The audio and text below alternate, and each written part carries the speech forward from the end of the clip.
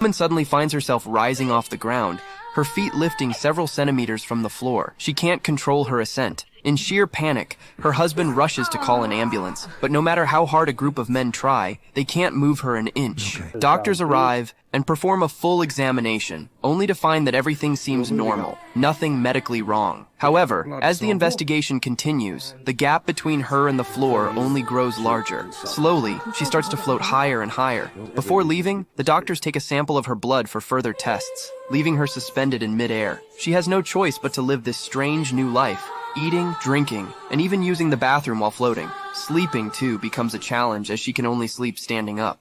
The doctors try to weigh her down with heavy objects, but nothing slows her ascension.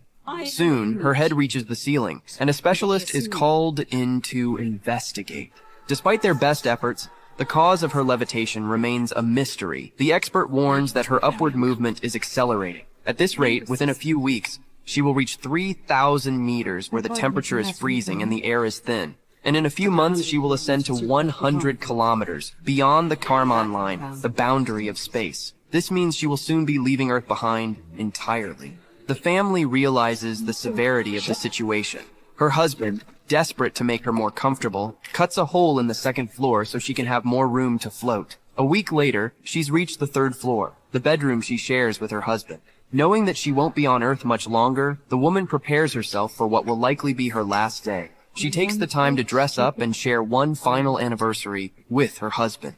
That day, their daughter returns home and is horrified by the sound of her mother's agonized screams. On the floor, a rope is tied to her mother's legs, the other end tied to something heavy, her father's attempt to keep her from floating away. As her body continues to rise, the tension from the rope becomes unbearable, causing her immense pain. The daughter rushes to cut the rope, but her father stops her. The daughter shoves her father aside and cuts the rope free. Another week passes, and the woman has now risen beyond the house itself. The family prepares 2 large backpacks for her packed with food, water, books, and oxygen tanks. Her daughter even thoughtfully adds a portable music player. The family knows that from here on out, the journey is something only she can face alone.